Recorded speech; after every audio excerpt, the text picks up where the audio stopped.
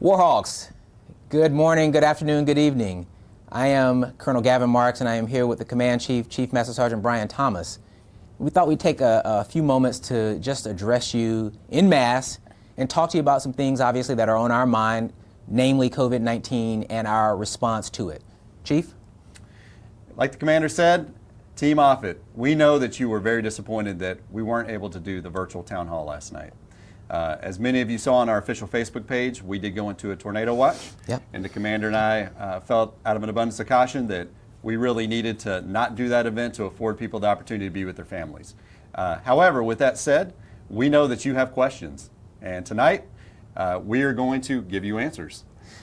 So I will tell you, since this began, we have been focused principally on 3 lines of effort or 3 priorities. The first one is we want to stop the spread. We want to try to be aggressive as possible so that we can flatten this curve and limit both when the peak of exposure happens as well as the magnitude of that peak.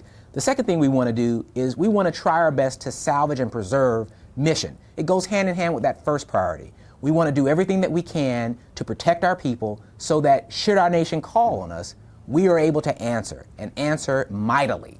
And then that last priority and that last line of effort is strategic communication. We want to spew truth data as much as we possibly can, as often as we possibly can, to combat rumor, to make sure that we feed you with the right information, the most accurate information, as often as you need so that you can make informed decisions for you and your family as well. Chief? So we've taken some of the questions that have either come into my inbox, to the commander's inbox, that have come in through various sources to PA. And tonight, we're going to answer some of the questions that have been asked. Clearly, we won't be able to get to all the questions, but I will tell you that we still have plans to do a virtual town hall, likely next week, and we will get that advertised out on Facebook. Can't wait. Can't wait. So without further ado, let's go ahead and start with the first question. Maintainers at the Benny L. Davis Maintenance Facility have been without running water for a year now. Until this week, they could access the field house to use their restroom facilities. So what are your plans to ensure those workers have the ability to follow precautionary guidance put out by the CDC to limit the virus's spread? So, that's a very good question, and I will agree that the Benny Davis has been undergoing a lot of repairs over the last year as a result of the flood, which happened, roughly speaking, about a year ago at this point. I will tell you there's a number of things and a number of steps that we're doing. The first one is we're limiting the number of people in the Benny Davis, and so we're utilizing some other places to house our maintainers, namely the Warhawk Community Center and also in the Maelstrom Inn. The second thing we're doing is, and to be perfectly honest and candid, there is hot water in the Benny Davis right now. That has been repaired. It was repaired a little while ago, and so there is running water.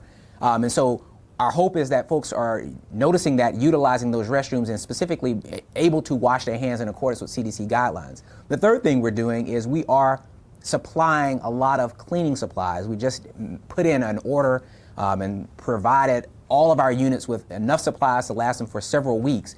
And so we should have enough supplies over there in terms of hand sanitizers, lotions, and bleach and towels to be plentiful for our maintainers to take care of their needs as well as meeting all of the CDC guidelines. The last thing that we're doing, and I can't emphasize this enough, we are expediting those repairs in the Benny Davis so that we can bring our maintainers back closer to the flight line where they need to be so that they can get the mission done. So that's what we're doing. Chief, anything to add? Yeah, and for this, the person that asked this question, I will tell you, while we do acknowledge that you have running water, we know what the essence of the question is, which is you don't have operational toilets or urinals. Sure. So while you may have an ability to wash your hands, we fully understand that for a year now we've asked you to use porta-johns, That's right. which the commander and I clearly are not happy about. We know that there is project and work that is ongoing to restore those sewage lift stations that were damaged by the floods a year ago.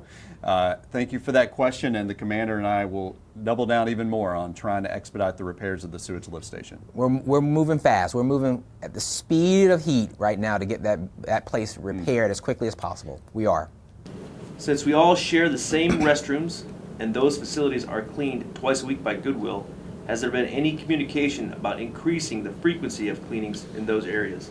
There absolutely has been. In fact, there's been a lot of communication from the top down. In fact, I think it was Air Force Installation Management's command that In fact, there has been a lot of communication from the highest levels of our Air Force that gave us the flexibility to be able to take a look at some of our contracts and express some greater needs with respect to contextually what's going on right now with COVID-19. And so we are definitely taking a look at that. We've talked to our contracting squadron to see if there are ways that we can modify contracts to address the current needs for our base population.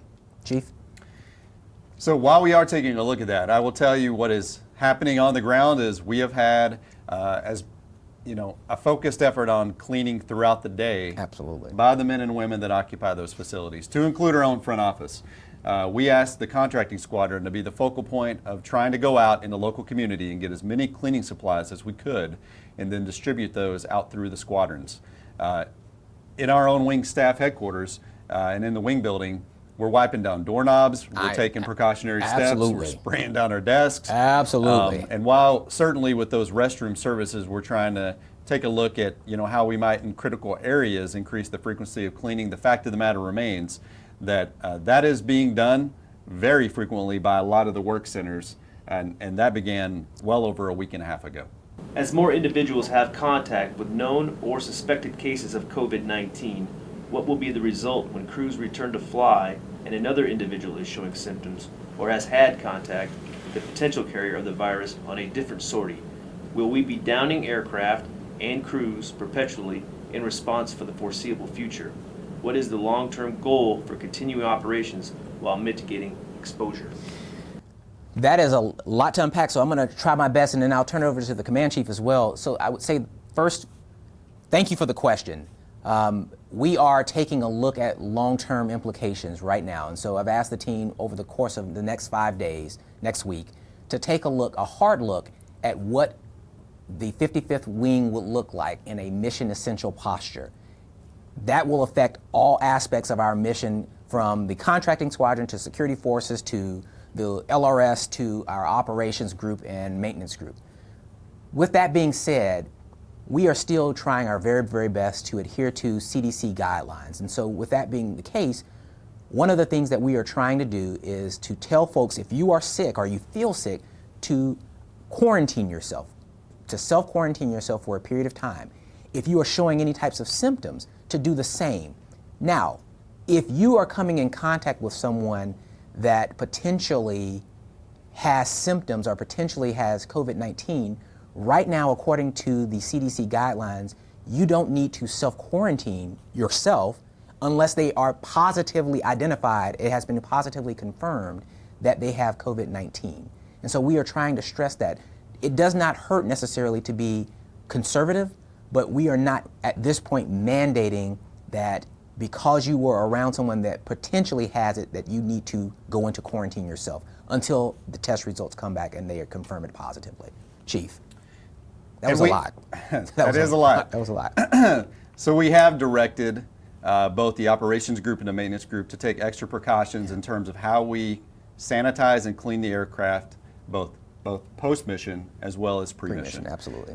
We have directed resources towards the operations group, specifically the flying squadrons, that after they land, to wipe off all of the keyboards and all of the different mission equipment that we have a lot of people touching, as well as for our maintainers prior to crew show, doing another look over and another clean of those critical areas where the crew is going to be touching. And everything else, sir, I think you covered. Well, and I'll also say this. Another way to combat it is we are curtailing some of our sorties as well, some of our training sorties, because in this particular day and age, given everything that's going on, we want to try to fly as much as necessary to train our pilots, to train our air crew, but at the same time, limit exposure to the maximum extent possible. And so some of our sorties that we would have maybe flown a month ago, we are not flying right now as a result of what's going on. Are active duty members allowed to go on health-related official travel to a medical facility outside of the 75-mile limit? An example would be if a facility is 2 hours away, specializes in a specific needed service, member has active referral for that location, and member has historically been attending the facility for the needed service. Great question. So for an active duty service member that is got to go, I'll just use locally here, to go to the Mayo Clinic as an example, because that is where they need to go get treatment. That is excluded from the current stop movement travel ban. and it's specifically laid out that as acceptable travel. Now, there are some differences as related to family members, and I know, sir, we've done some ETPs. Can you talk a little bit about that? So, absolutely, Chief.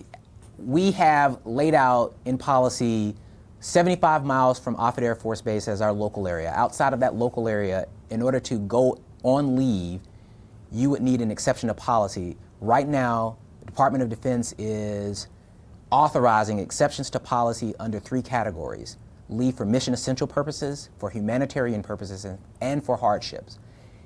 The Secretary of the Air Force owns that authority, but has delegated that authority down to the first general officer in the chain for approval, and we have been, under certain circumstances, very successful in seeking that approval. Thank you for the question. Thank you very much.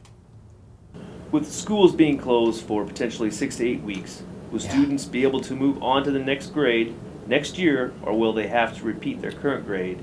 And if a decision is made to continue through the summer, how does that impact families' PCSing? Today, I was having a discussion with some local leaders here in Bellevue, and specifically, we were talking about schools and how it was going to impact the families. So here's what I'll say. Ultimately, the Department of Education of here in Nebraska will own that final decision, but I was told today that for students that may not return back to school for this school year, and by school year I mean just finishing the current grade they're in, that they would be given the go-ahead, if you will, to progress to the next grade without having to repeat any of the curriculum. That's good news. That's very good news. There have been rumors about schools closing potentially for the rest of the year. In this instance, does the base have contingency measures in regards to aiding families in childcare and providing curriculum for school-aged children? So I will tell you that is certainly something. Number one, it's a great question. It's a fabulous question, and it's something that we are definitely taking a look at throughout the course of this upcoming week. As I mentioned earlier, we are taking kind of a tactical pause to assess a lot of different things. It was just yesterday that the governor announced that schools would be closed at a minimum until 30 April. And so we need to take that information in, we need to assess it and understand what that will mean for operations going forward. And so we will definitely take a closer look at that and determine if there are things that we can do on the installation that can assist families. Chief, anything to add? So as a parent that has both a kindergartner and a third grader that is currently not going to be going back to school next week, who attend Peter Sarpy, here's what I'll tell you and the audience at large. We are certainly taking a look at where we might be able to, increase some, and I say capacity, I mean a small amount of capacity, because our CDCs in Houston are already operating at nearly a 100% capacity with waiting lists. But I would encourage you to do exactly what I'm going to do with my own wife Shannon this weekend, which is discuss how are we going to work towards deconflicting our work schedules, how are we going to educate our children. Yeah, absolutely. These are all worthwhile and worthy discussions that I know are taking place at the kitchen table and in the living rooms of all of our men and women in uniform, and to be honest, all our men and women in the local community as they try to figure out what this looks like. And so what I'll encourage, just speaking specifically for our military members, is once you have that conversation, next week, talk to your supervisor. I understand that every situation is going to be unique. I'm absolutely going to run my plan by the commander and letting him know that it's quite likely that there may be times where I will have to go work an off shift so that my spouse can take care of her responsibilities and her work. And I think that's unique to every individual, but I know that all of your commanders, your senior enlisted leaders, and your supervisors, they need to know that information about each specific person so that they can make informed decisions about trying to best take care of you and your family during this unprecedented time of school closures. Unprecedented is exactly right. I will tell you, I don't know that I have seen anything like this in my lifetime. I don't know that many of us have. And so one of the things that I have asked commanders to do is to incorporate this unprecedented, very historic time that we are in right now into their decision calculus with regard to the empathy that they have with their airmen as it relates to child care issues. There are going to be numerous child care issues, and there are going to be a lot of reasons why we need to look at each situation as it comes and make informed decisions with regard to allowing our airmen the flexibility that they need to take care of their family. That is what I've charged our commanders at lower echelons to do. With the amount of people changing or canceling vacation plans and visits home in the coming months, have you heard of any plans to increase the amount of leave we will be able to carry over to the next fiscal year? Chief, I know you can answer that. So the short answer is yes.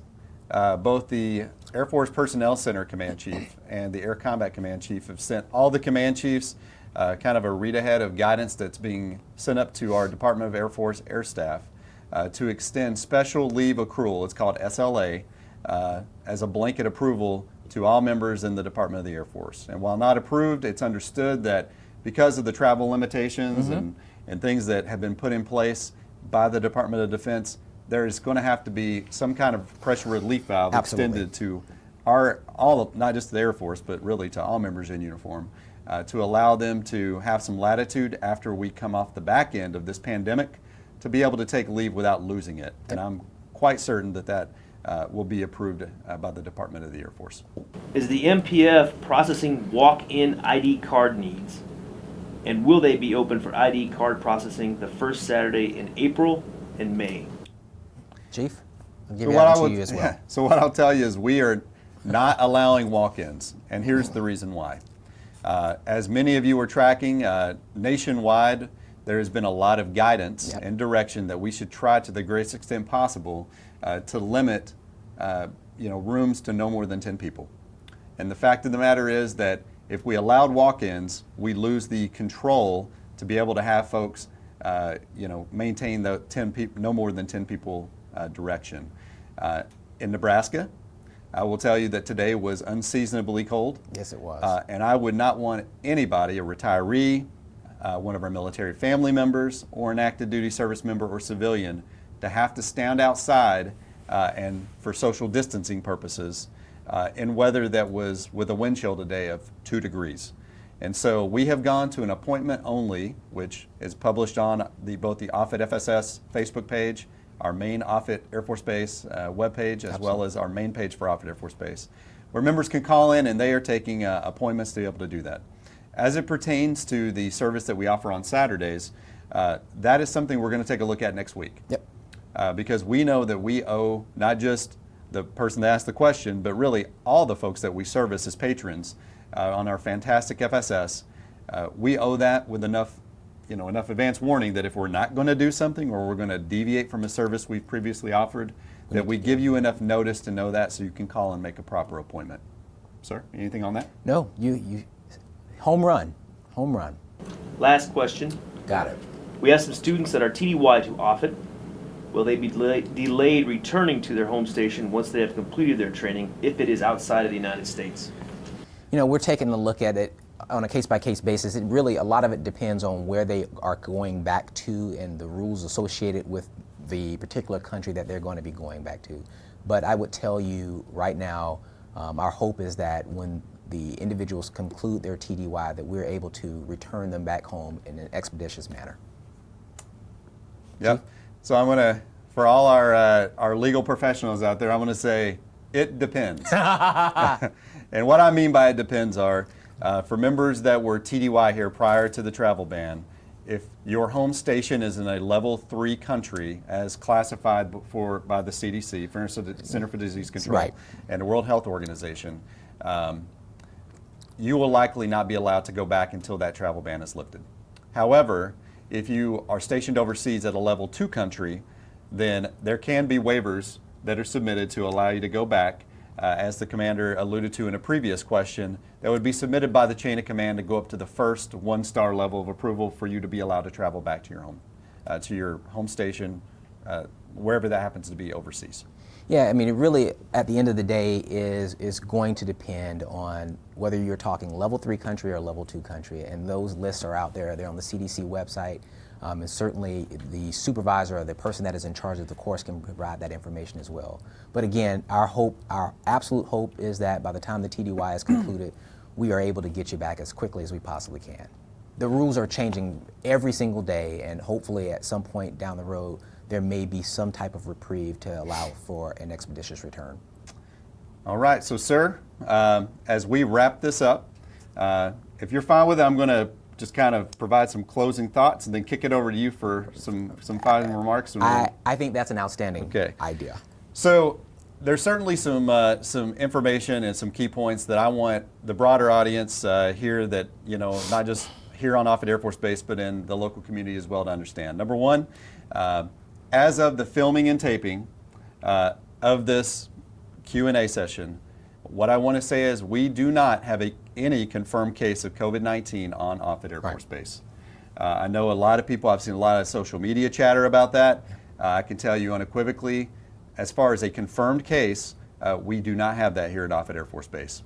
Secondly, what I will tell you is I know and I have seen, both I've read and you have called me, and you have told me you are frustrated about the amount of wait time and some of the direction that is being given by our fantastic medical group. And here's what I'll say to that.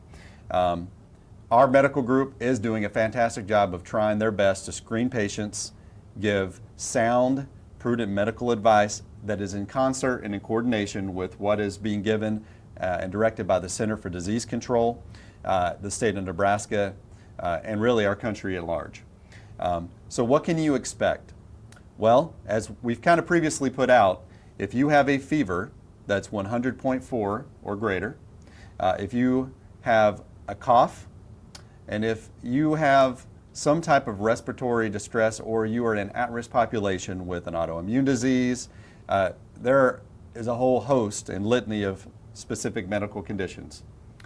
If you find that you are experiencing this, call the providers and know that they are going to use their best judgment on whether to bring you in and administer a COVID-19 test to confirm or deny, if you will, that you have COVID-19. But based on your age and the situation and details you give our medical professionals, it is very likely that whether you call our number or you call a number that has been provided on our website in the local community, you will be told to self-isolate and monitor your symptoms. What I want to assure everybody that's listening to this video or watching this video later is that is completely in line with the current medical guidance that we have. We do not have the test yet as a nation to be able to test every person that believes that they might have COVID-19. So I know there's a lot of frustration out there, but what I will tell you is that our medical group and our medical professionals are doing an absolutely fantastic job of trying their best to test people that meet the criteria as defined by the CDC and to give sound medical advice to stay home and self-quarantine and isolate. And so that would be one of my key takeaway messages. The second is to let folks know that we acknowledge there are a lot of hardships out there. Clearly with the guidance that has been given out nationally as well as the state of Nebraska, we know that is having broad ranging and wide-ranging effects on local businesses, on local services and offerings that I myself enjoy. Zoo, Children's Museum, Fontenelle Forest, and a lot of these other places that we know you as family members go and visit. We also know that some of the travel restrictions have imposed financial hardships. The commander and I know he'll probably add to this, but we are exploring every avenue that we have available to us to be able to try to lessen some of that financial burden and hardship that our airmen are experiencing, whether that's allowing airmen to stay home so their spouse can go to work, whether or not that's seeking reimbursement for travel that was caused when we had to bring you back last weekend off leave that was out of the local area. My bottom line to you is that your commander, Colonel Marks, if you're in the fighting 55th, and me as your command chief are committed to working with you to try to mitigate as much of that hardship as we possibly can. And we'd certainly appreciate your understanding. Boss, over to you. So I won't reattack anything that you've said. I will just say this to everyone. First, my priorities remain stopping the spread, and for that, we are going to take action as a wing and as an installation, but I need your help as well. And by that I mean I need you to perform a role with respect to prevention. I need you to adhere to CDC guidelines with respect to washing your hands. Let's all stop touching our face. Let's maybe use the elbow bump that we've started doing and everything. And also, let's remember, if we're feeling ill, let's go ahead and take it upon ourselves to isolate ourselves, if you will. Not necessarily isolation per se, but let's get away from everyone so that we can protect our force, so that we can protect our people, so that we can ensure that we do our part to stop the spread. That's number one. Number two, we are going to do everything that we can while we are protecting our people to preserve our mission so that when the nation calls on us, if the nation calls on us, we are able to perform as she expects, as you expect. And the last thing I'll say on that is we are going to communicate as often as we possibly can, and we are never going to hide any information from you.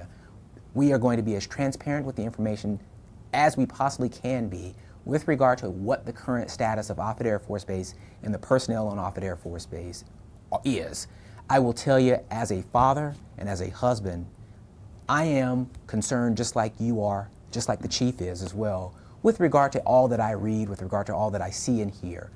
Trust me when I tell you, I care about you, I care about your family, I care about this installation as well.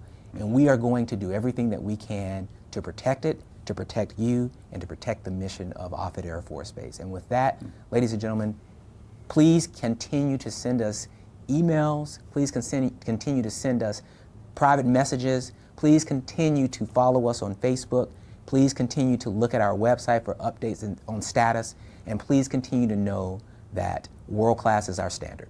Thank you very much. Have a good night, everybody.